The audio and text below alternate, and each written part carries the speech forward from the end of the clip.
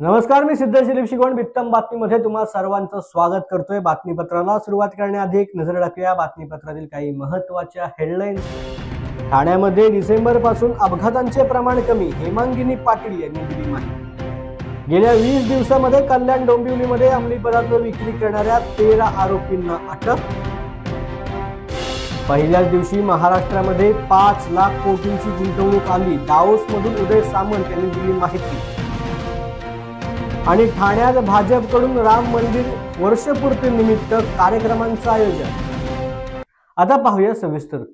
आज प्रादेशिक परिवहन कार्यालय ठाणे या ठिकाणी राज्य रस्ता सुरक्षा ह्या कार्यक्रमाअंतर्गत पत्रकार परिषदेचं आयोजन करण्यात आलं होतं। राज्य रस्ता सुरक्षा अभियान 2025 आणि शासनाच्या 100 दिवसाच्या प्राधान्यक्रम या कार्यक्रमाच्या अनुषंगाने प्रादेशिक परिवहन विभागातर्फे घेण्यात आलेल्या कार्यक्रमांची माहिती या पत्रकार परिषदेमध्ये देण्यात आली।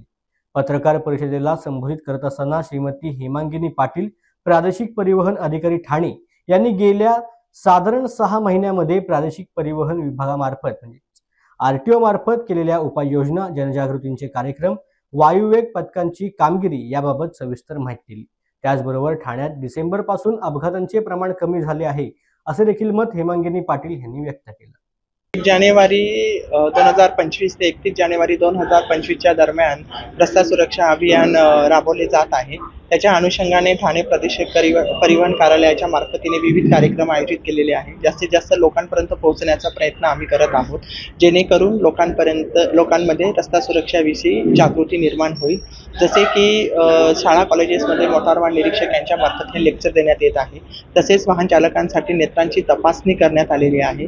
याच्यामध्ये जवळजवळ 1500 पेक्षा जास्त अधिक चालकांनी भाग घेतलेला असून ज्यांना मोफत चष्मे वाटप आणि तसेच ज्यांचे मोतीबिंदू आढळून आलेले आहे अशा चालकांचे एनजीओच्या मार्फतीने मोफत ऑपरेशन करण्यात आलेलं आहे।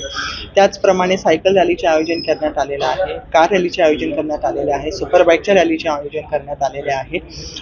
तसेच नो हॉकिंग विषयी क्रिकेटच्या मॅचेस आम्ही आयोजित केल्या आहेत। त्याच्यामध्ये संपूर्ण महाराष्ट्रातून 23 टीम्स आलेल्या होत्या आणि त्यामुळे जास्तीत जास्त जनजागृती करण्याचा प्रयत्न प्रादेशिक परिवहन कार्यालयामार्फतीने करण्यात आलेला आहे। प्रादेशिक परिवहन विभाग ठाणे, जिल्हाधिकारी कार्यालय ठाणे आणि जिल्हा माहिती अधिकारी कार्यालय ठाणे यांच्या माध्यमातून आज एका पुस्तकाचं प्रकाशन करण्यात आलंय। लेखक विजय कट्टी यांचे आजीची रस्ता सुरक्षाबाबतची गोष्ट नावाचे लहान मुलांचे पुस्तक आज प्रकाशित झाले। या पुस्तकाबाबत लेखक विजय कट्टी यांनी अधिक माहिती दिली आहे, पाहूयात।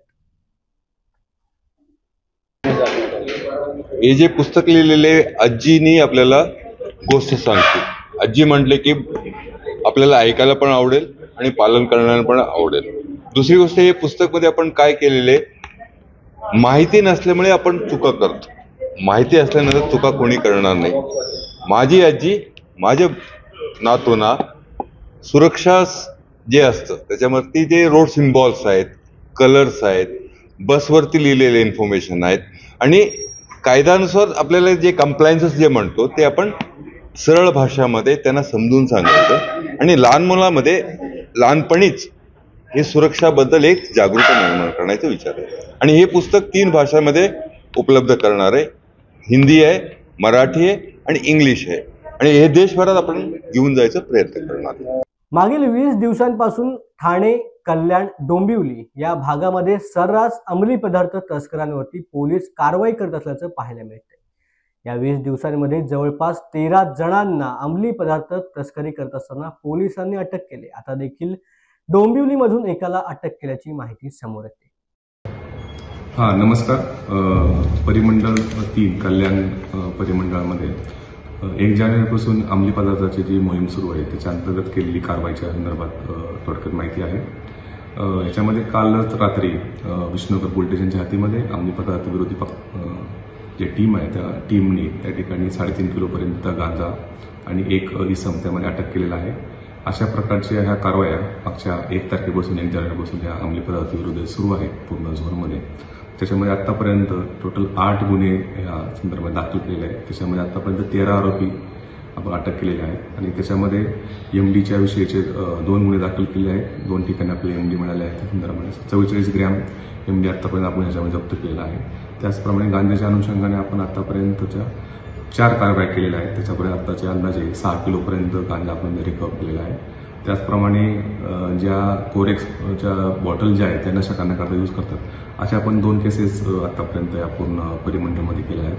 अशा प्रकारे एकूण 44 ग्रॅम MD, 6 किलोपर्यंत गांजा, जवळजवळ 232 बॉटल्स ह्या कोडीयुक्त हे कोरेक्स औषध आहेत त्याच्या, असा एकूण 3.5 लाखाच्या पेक्षाही जास्त मुद्देमाल या पूर्ण कारवाईपर्यंत मध्ये आतापर्यंत 1 तारखेपर्यंत जप्त केलेला आहे.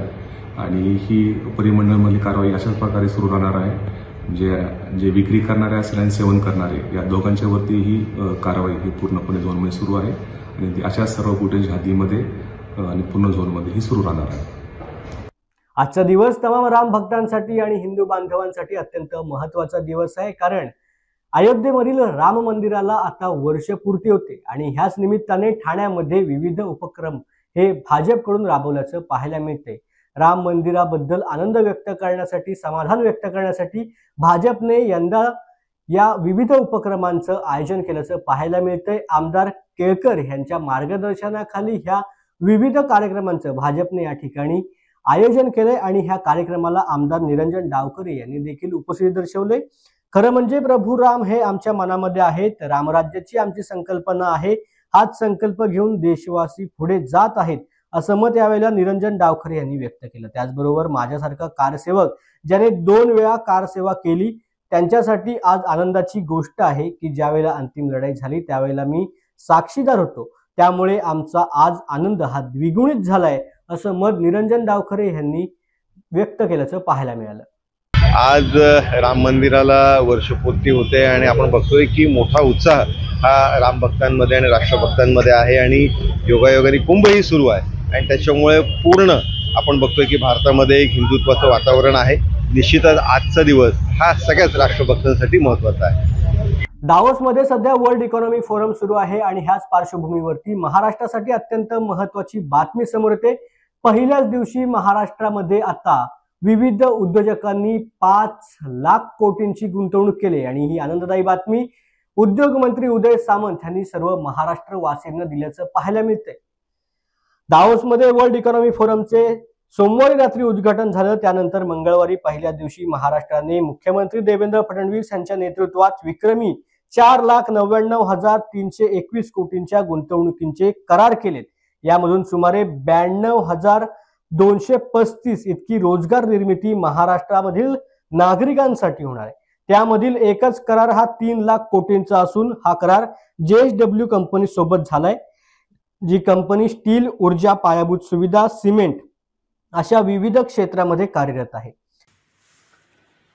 नमस्कार. आज मला पुन्हा एकदा दावोसवरनं महाराष्ट्राच्या जनतेशी संवाद साधताना मनापासूनचा आनंद होतोय आणि आजचा दिवस हा महाराष्ट्राच्या गुंतवणुकीसाठी अतिशय महत्वाचा आणि आनंदाचा दिवस आहे. मला सांगताना आनंद आहे की आज दिवसभरामध्ये राज्याचे मुख्यमंत्री देवेंद्रजी फडणवीस यांच्या नेतृत्वाखाली सुमारे 5 लाख कोटीपर्यंतचे MOU हे करण्यामध्ये आम्ही यशस्वी होतोय. उद्या देखील अशाच पद्धतीचे MOUs होतील आणि मी जसं महाराष्ट्रातनं येत असताना सांगितलं होतं की विक्रमी गुंतवणूक ही महाराष्ट्रामध्ये येईल, त्याला आज सुरुवात झालेली आहे. जनतेने टाकलेला विश्वास सार्थकी लावण्याचा प्रामाणिकपणाचा प्रयत्न महायुतीचं सरकार म्हणून आम्ही करतोय आणि हे सांगताना मला मनापासूनचा आनंद होतोय. रायगडसह कोकणवासियांसाठी अत्यंत महत्वाची बातमी समोर येते, कारण माणगाव दिघी भागामध्ये औद्योगिक प्रकल्पाला आता सुरुवात होणार आहे आणि त्यामधून 3 लाख रोजगार निर्मिती होणार आहे. आणि माहिती स्वतः खासदार सुनील तटकरे यांनी माध्यमांशी बोलताना दिली. माणगाव दिघी भागात औद्योगिक प्रकल्प उभारला जातोय. केंद्र आणि राज्य सरकारच्या उद्योग विभागामार्फत हा औद्योगिक वसाहत प्रकल्प उभारला जातोय.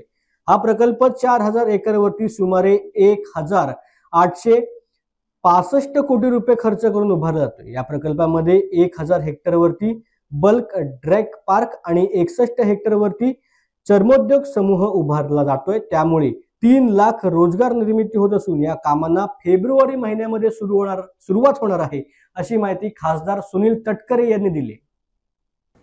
प्रामुख्याने इंदापूरच्या माणगाव तालुक्याच्या परिसरामध्ये सुद्धा रोहा तालुक्यातला भाग, मी सुतारवाडीला गीताबागमध्ये राहतो, तिथे जामगाव, पाथरशेत, पौर या परिसरामध्ये भूसंपादनाचं काम वेगाने त्या ठिकाणी त्यावेळेला झालं होतं.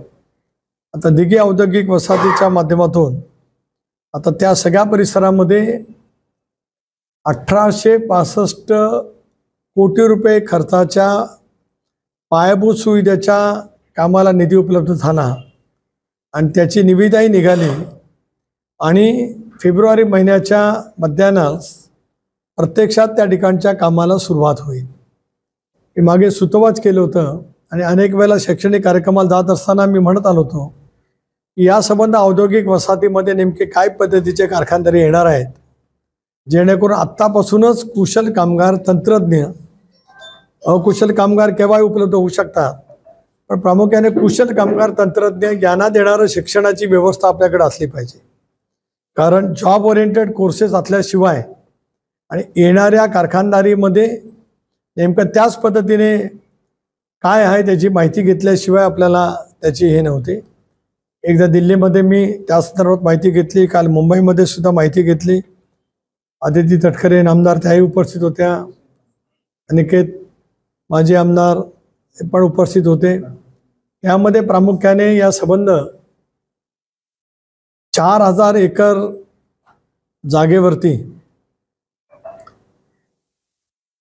DMIC मार्फत, म्हणजे दिघी पोर्ट इंडस्ट्रियल एरिया म्हणा किंवा पूर्वी त्याला दिल्ली मुंबई इंडस्ट्रियल कॉरिडॉर म्हणा, त्यांच्यामार्फत ऑटोमोबाईल इंडस्ट्रीज, त्यानंतर प्रदूषण विरहित औषध किंवा बल्क ड्रग पण त्याच्या 0 डिस्चार्ज असेल अशा पद्धतीच्या कारखानदारी, आणि तिसरं लेदर क्रस्टर, आणि मग पोर्ट रिलेटेड ते सुद्धा प्रदूषण विरहित कारखानदारी, असं नियोजन आज भारत सरकार आणि राज्य सरकारच्या उद्योग विभागाच्या मार्फत प्रस्तावित आहे.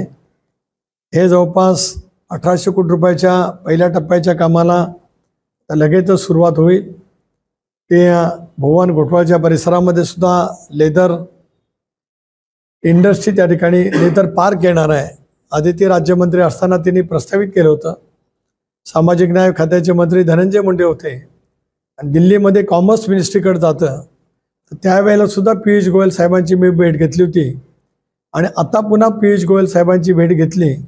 त्याच्या 100 कोटी रुपयाचं अनुदान जे भारत सरकारचं लेदर पार्कला आहे ते सुद्धा आता आपल्याला त्या ठिकाणी उपलब्ध झालं आहे. त्यामुळे लेदर पार्क ह्या इकडच्या पट्ट्यामध्ये होईल, भुवन, घोटवळ, राजवाडच्या या पट्ट्यामध्ये, आणि ऑटोमोबाईल इंडस्ट्रीज आणि इतर ज्या काय सुविधा आहेत याची मात्र सुरुवात ही पलीकडच्या पट्ट्यात, म्हणजे भाले, जामगाव, पौर किंवा पलीकडची जी काय गावात बोंडशेत, या सगळ्या पट्ट्यामध्ये त्या ठिकाणी होऊ शकेल. वेळ झाली बातमीपत्रात छोट्याशा विश्रांतीची. कुठे जाऊ नका, पाहत रहा बित्तम बातमी.